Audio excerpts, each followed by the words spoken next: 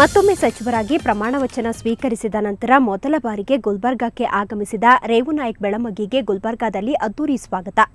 ರೈಲು ನಿಲ್ದಾಣದಿಂದ ಪಕ್ಷದ ಕಚೇರಿವರೆಗೆ ಬೆಂಬಲಿಗರೊಂದಿಗೆ ಕಾಲ್ನಡಿಗೆಯಲ್ಲಿ ಆಗಮಿಸಿದ ಬೆಳಮಗಿ ಬೆಂಬಲಿಗರ ಪ್ರೀತಿಗೆ ಋಣಿ ಎಂದರು. ಎಚ್ಕೆಡಿಬಿ ಅಧ್ಯಕ್ಷ ಅಮರನಾಥ ಪಾಟೀಲ್ ಸೇರಿದಂತೆ ಇನ್ನಿತರರು ಸಚಿವ ಬೆಳಮಗಿ ಅವರನ್ನ ಶಾಲು ಹೊದಿಸಿ ಪೇಟ ಹೂಮಾಲೆ ಹಾಕಿ ಸ್ವಾಗತಿಸಿದರು.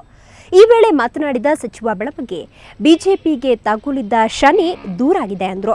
ಯಡಿಯೂರಪ್ಪ ಸಿಎಂ ಸ್ಥಾನಕ್ಕೆ ರಾಜೀನಾಮೆ ನೀಡಿದ ನಂತರವೂ 60ಕ್ಕೂ ಹೆಚ್ಚು ಶಾಸಕರು ಅವರ ಬೆಂಬಲಕ್ಕಿರೋದು ಅವರ ಜನಪ್ರಿಯತೆಗೆ ಸಾಕ್ಷಿ ಎಂದರು.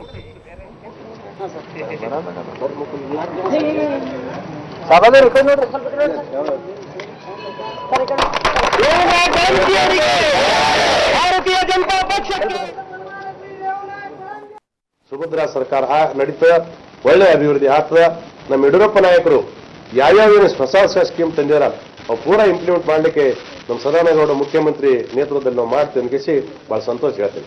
ಯಡಿಯೂರಪ್ಪ ನಾಯಕರ ಬಳಿ 60-70 MLAಗಳು, ಜನಸಾಗರ್ ಬೇರೆ 60-70 MLAಗಳೇ ನೋಡಿದ್ರು.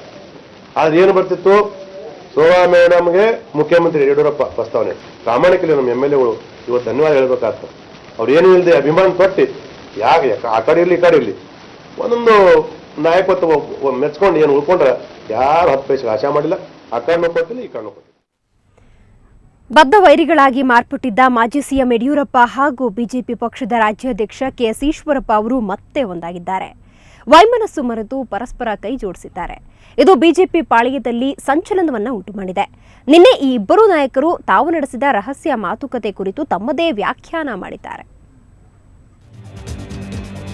ಬಿಜೆಪಿ ಸರ್ಕಾರ ಬಂದಾಗಿನಿಂದ ಕಾಲಕಾಲಕ್ಕೆ ಬಹಿರಂಗವಾಗಿ ಇಬ್ಬರ ವಿರುದ್ಧ ಮತ್ತೊಬ್ಬರು ಸೆಡ್ಡು ಹೊಡೆದು ಹಾವು ಮುಂಗುಸಿಗಳಂತೆ ನಡೆದುಕೊಳ್ಳುತ್ತಿದ್ದವರು ಮಾಜಿ ಸಿಎಂ ಯಡಿಯೂರಪ್ಪ ಹಾಗೂ ಬಿಜೆಪಿ ರಾಜ್ಯಾಧ್ಯಕ್ಷ ಕೆಎಸ್ ಈಶ್ವರಪ್ಪ. ಆದ್ರೆ ಅವರೀಗ ಮತ್ತೆ ಒಂದಾಗಿದ್ದಾರೆ. ಇದಕ್ಕೆ ಪುಷ್ಟಿ ನೀಡುವಂತೆ ನಿನ್ನೆ ರಾತ್ರಿ ಶಿವಮೊಗ್ಗದ ವಿನೋಬ ನಗರದಲ್ಲಿರೋ ಯಡಿಯೂರಪ್ಪ ನಿವಾಸಕ್ಕೆ ಈಶ್ವರಪ್ಪ ಭೇಟಿ ನೀಡಿ ಮಾತುಕತೆ ನಡೆಸಿದ್ದಾರೆ. ನಂತರ ಮಾತನಾಡಿದ ಈಶ್ವರಪ್ಪ, ಪಕ್ಷಕ್ಕೆ ಹಿಡಿದಿದ್ದ ಶನಿ ಬಿಟ್ಟಿದೆ, ಇನ್ಮುಂದೆ ಪಕ್ಷದ ಸಂಘಟನೆಯನ್ನು ಗಟ್ಟಿ ಮಾಡುತ್ತೇವೆ ಎಂದಷ್ಟೇ ಹೇಳಿದರು. ಅದು ಚರ್ಚೆ ಬಂದಿಲ್ಲ. ತುಂಬಾ ಸ್ಪಷ್ಟವಾಗಿ ಏನೇನು ಭಾರತೀಯ ಜನತಾ ಪಾರ್ಟಿಗೆ ಒಂಥರ ಶನಿಗ್ರಹ ಹಿಡಿದಿತ್ತು ಅದೆಲ್ಲ ದೂರ ಆಗಿದೆ. ಇನ್ನು ಮುಂದೆ ಈ ಪಕ್ಷದ ಸಂಘಟನೆಯನ್ನು ಗಟ್ಟಿಯಾಗಿ ಕಟ್ಟಬೇಕು ಅನ್ನೋಂಥ ತೀರ್ಮಾನ ನಾವೆಲ್ಲ ಒಟ್ಟಿಗೆ ಮಾಡಿದ್ದೇವೆ. ಅದರ ಬಗ್ಗೆ ಸಂಘಟನೆ ಬಗ್ಗೆ ಚರ್ಚೆ ಮಾಡೋಕ್ಕೆ ಮನೆ ಯಡಿಯೂರಪ್ಪನವ್ರ ಹತ್ರ ಸಾಕಷ್ಟು ಚರ್ಚೆ ಮಾಡಿದ್ದೇನೆ. ಕೂತು ಚರ್ಚೆ ಮಾಡಿ ಯಡಿಯೂರಪ್ಪನವ್ರು ಎಲ್ಲಿ ಹೋಗಬೇಕು, ನಾನು ಎಲ್ಲಿ ಹೋಗಬೇಕು, ಸದಾನಂದ ಗೌಡರು ಇರಬೇಕು, ಉಳಿದರೆಲ್ಲ ಹೋಗಬೇಕು, ಒಟ್ಟಿಗೆ ಹೋಗ್ಬೇಕಾ, ಬೇರೆ ಬೇರೆ ಹೋಗ್ಬೇಕಾ, ಒಟ್ಟಾರೆ ಈ ಪಕ್ಷದ ಸಂಘಟನೆ ಗಟ್ಟಿ ಮಾಡಬೇಕು ಅಂತೆಲ್ಲ ಒಟ್ಟಿಗೆ ಚರ್ಚೆ ಮಾಡಿ ತೀರ್ಮಾನ ತಗೊಂಡಿದ್ದೇವೆ. ಆದರೆ ಭೇಟಿಯ ಬಗ್ಗೆ ಯಡಿಯೂರಪ್ಪ ಹೇಳಿದ್ದೇ ಬೇರೆ. ಈಶ್ವರಪ್ಪ ಅವರೊಂದಿಗೆ ನಡೆಸಿದ ಚರ್ಚೆ ಗೌಪ್ಯವಾದುದು, ಇದನ್ನು ಮಾಧ್ಯಮಗಳ ಮುಂದೆ ಹೇಳುವುದಿಲ್ಲ ಎಂದು ಚುಟುಕಾಗಿ ಉತ್ತರಿಸಿದ್ದಾರೆ. ಕೆಲವು ಗೌಪ್ಯವಾದ ವಿಷಯಗಳನ್ನು ಮಾಧ್ಯಮದ ಮುಂದೆ ಹೇಳೋಕ್ಕಾಗೋದಿಲ್ಲ. ಒಟ್ಟಾಗಿ ಪ್ರವಾಸ ಮಾಡುವುದರ ಬಗ್ಗೆ ಚರ್ಚೆ ಮಾಡಿ. ಇದೇನೇ ಇರಲಿ, ಯಡಿಯೂರಪ್ಪ ಈಶ್ವರಪ್ಪ ದ್ವೇಷ ಮರೆತು ಮತ್ತೆ ದೋಸ್ತಿ ಆರಂಭಿಸಿರುವುದು ಬಿಜೆಪಿಯಲ್ಲಿಯೇ ಆಶ್ಚರ್ಯ ಮೂಡಿಸಿದೆ. ಆದರೆ ಈ ದೋಸ್ತಿ ಎಷ್ಟು ದಿನ ಅನ್ನೋದನ್ನ ಕಾಲವೇ ನಿರ್ಧರಿಸಬೇಕಿದೆ. ರಾಜೇಶ್ ಕಾಮತ್, ಸುವರ್ಣ ನ್ಯೂಸ್ 24/7, ಶಿವಮೊಗ್ಗ. ಚಿಂತಾಮಣಿ ನರಮೇಧ ಪ್ರಕರಣ ನಡೆದು ಬರೋಬ್ಬರಿ ವಾರ ಕಳೆದಿದೆ. ಪೊಲೀಸರು ಹಠಕ್ಕೆ ಬಿದ್ದವರಂತೆ ಆರೋಪಿಗಳು ನಿರಪರಾಧಿಗಳು ಎನ್ನದೆ ಸಿಕ್ಕವರನ್ನ ಜೈಲಿಗೆ ಅಟ್ತಾ ಇದ್ದಾರೆ. ಇದರಿಂದ ಗ್ರಾಮಗಳಲ್ಲಿ ಸ್ಮಶಾನ ಮೌನ ಆವರಿಸಿದೆ. ಬಾರ್ಲಹಳ್ಳಿ, ಯರ್ರಕೋಟೆ ಮತ್ತು ಮುರುಘಾಮಲ್ಲ ಗ್ರಾಮಗಳಲ್ಲಿ ಮಹಿಳೆಯರು, ಮುದುಕರು, ಮಕ್ಕಳನ್ನ ಹೊರತುಪಡಿಸಿ ಇನ್ಯಾರೂ ಕಣ್ಣಿಗೆ ಕಾಣಿಸ್ತಾ ಇಲ್ಲ.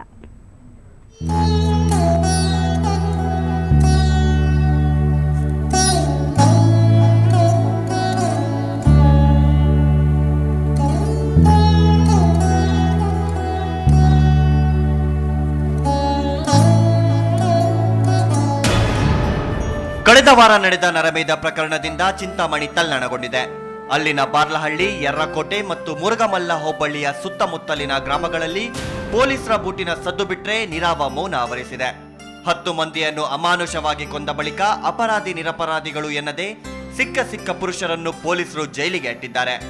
ಇದರಿಂದ ಚಿಂತಾಮಣಿ ತಾಲೂಕಿನ ಹಲವು ಗ್ರಾಮಗಳಲ್ಲಿ ಪುರುಷರೇ ಕಾಣೆಯಾಗಿದ್ದಾರೆ. ಇದರಿಂದ ಮಹಿಳೆಯರು ತಮ್ಮ ಮಗಪತಿಯರನ್ನು ಬಿಡಿಸಿಕೊಡುವಂತೆ ಕಂಡವರಲ್ಲಿ ಕಾಲಿಗೆ ಬೀಳ್ತಿದ್ದಾರೆ. ನನ್ನ ಅಳಿಯ, ನನ್ನ ಮೊಮ್ಮಗ, ನಾವು ಆಚಾರರು, ಅವರು ಮಂಗಳವಾರ ಚಿಕ್ಕಬಳ್ಳಾಪುರಲ್ಲಿ ಇದ್ದರು. ಚಿಕ್ಕಬಳ್ಳಾಪುರಲ್ಲಿ ಕಣಜನಹಳ್ಳಿಯಲ್ಲಿ ಇದ್ದರು. ನಮ್ಮ ಅಳಿಯ ಮಂಗಳವಾರ ಇಲ್ಲಿಗೆ ಬಂದಿರೋದು. ಅವ್ರಿಗೇನು ಗೊತ್ತಿಲ್ಲ, ಪಾಪ ಹಾಕ್ಕೊಂಡು ಹೋಗವ್ರೆ ಅಷ್ಟು. ಪೊಲೀಸ್ನವ್ರು ಹೇಳ್ಕೊಂಡು ಹೋಗವ್ರೆ ರಾತ್ರಿ. ಚಿಂತಾಮಣಿಗೆ ಹೋದ್ರೆ ಬೆಳಿಗ್ಗೆ 6 ಗಂಟೆಗೆ ರಾತ್ರಿ 8 ಗಂಟೆ 9 ಗಂಟೆಗೆ ಮನೆಗೆ ಬರ್ತಾನೆ. ಅಂಥವೊಂದು ಪೊಲೀಸ್ನವರು ಬಾಗಿಲು ಒದ್ದು ಹೇಳ್ಕೊಂಡೋಗಿದ್ದಾರೆ ಸರ್. ಬಂಧಿತರಲ್ಲಿ ಮುಕ್ಕಾಲು ಭಾಗ ರೈತರೇ ಆಗಿದ್ದಾರೆ. ಹೊಲ ಉಳುವ ಸಮಯದಲ್ಲಿ ಜೈಲು ಪಾಲಾದ್ರೆ ಉಳುಮೆ ಮಾಡುವವರು ಯಾರು ಅಂತ ಮಹಿಳೆಯರು ಪ್ರಶ್ನೆ ಮಾಡಿದ್ದಾರೆ. ಇನ್ನು ನಿರಪರಾಧಿ ರೈತರನ್ನು ಬಿಟ್ಟು ಬಿಡುವಂತೆ ರೈತ ಸಂಘದ ಅಧ್ಯಕ್ಷ ಕೋಡಿಹಳ್ಳಿ ಚಂದ್ರಶೇಖರ್ ಆಗ್ರಹಿಸಿದ್ದಾರೆ. ಘಟನೆ ನಡೆದಂಥ ಸ್ಥಳದಿಂದ 25 ಕಿಲೋಮೀಟರ್ವರೆಗೆ ಹೋದಂಥ ಜನ ಮತ್ತೆ ವಾಪಸ್ ಬಂದು ಕಳ್ಳರನ್ನ ಶಿಕ್ಷಿಸುವಂಥ ಕೆಲಸವನ್ನು ಮಾಡಿದ್ದಾರೆ. ಹಾಗಾಗಿ ಕಳೆದ 25 ಕಿಲೋಮೀಟ್ರ್ ವ್ಯಾಪ್ತಿನಲ್ಲಿ ಪೊಲೀಸ್ನವರು ಬಂಧಿಸಬೇಕಾಗತ್ತೆ. ಈ ಥರ ಬಂಧನವೇ ನಮ್ಮ ಕಾರ್ಯಕ್ರಮ ಅನ್ನೋದಾದರೆ ನಾವು ರೈತ ಸತ್ಯಾಗ್ರಹಗಳನ್ನು ಬೇಕಾದ್ರೆ ಒಂದು 500 ಜನ ಪೊಲೀಸ್ನವ್ರಿಗೆ ಕೇಸ್ ಹಾಕೊಳ್ಳೋದಕ್ಕೆ ಅವಕಾಶ ಮಾಡಿಕೊಡ್ತೀವಿ.